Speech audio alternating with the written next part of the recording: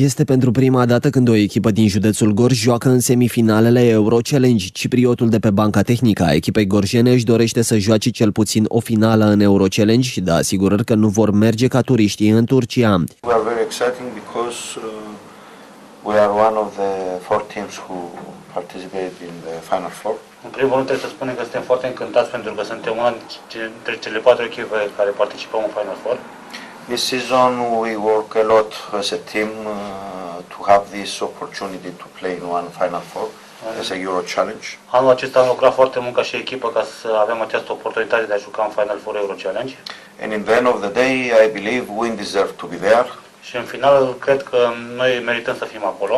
From the time when we send out very strong teams like Lukoil, like Tartu, like Brindisi, Astana, Le Mans. Din moment ce am lăsat în urmă echipe foarte puternice ca Lukoil, ca și Tartu, ca și Astana sau Le Mans. În meciul din Turcia, Constantinides își pune mari speranțe în experimentatul pivot grec Andreas Gliniadakis, un jucător cu o carieră impresionantă care a jucat la echipe de top din Europa, a jucat chiar și în NBA și care a câștigat 2 Euroligi. Din punct de vedere sportiv, este poate cel mai mare nume care a trecut vreodată în maieul Energiei. Jucătorul recunoaște că nu se aștepta ca Energia să ajungă atât de departe. It's a very big challenge for me and for all of my teammates because you never know in your career when you're going to have a chance to go to a Final Four again, no matter how many years you play. So this is a great challenge for us, yes.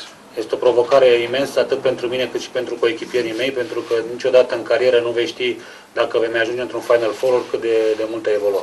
Se aștepta înainte de a veni la Târgu Jiu să ajungă aici? Did you expect before to come to Târgu Jiu to get here? No, I didn't expect.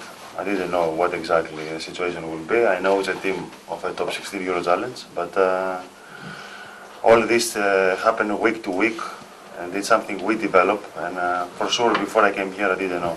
Nu am știut înainte să vin aici, știam doar că echipa este calificată în ultimii 16 în Euro Challenge, însă am luat totul săptămână cu săptămână, ceea ce am realizat pas cu pas, dar nu mă așteptam la așa ceva înainte.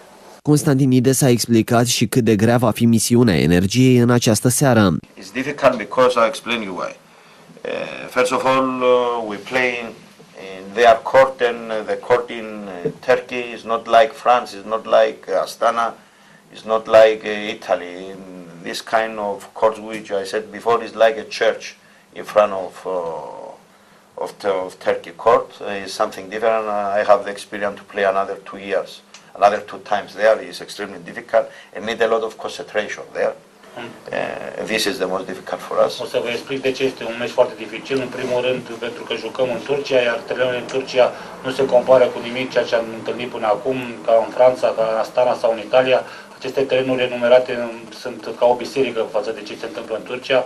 Am această experiență pentru că am evoluat de 2 ori până acum acolo. Deținătoarea Cupei României a reușit o performanță unică pentru județul Gorj și pentru România prin această calificare și au trecut de echipe puternice din basketul european. Tartu, Lukoil Sofia, Okapi Alstar, BC Astana au plecat învinse din sala sporturilor din Târgu Jiu.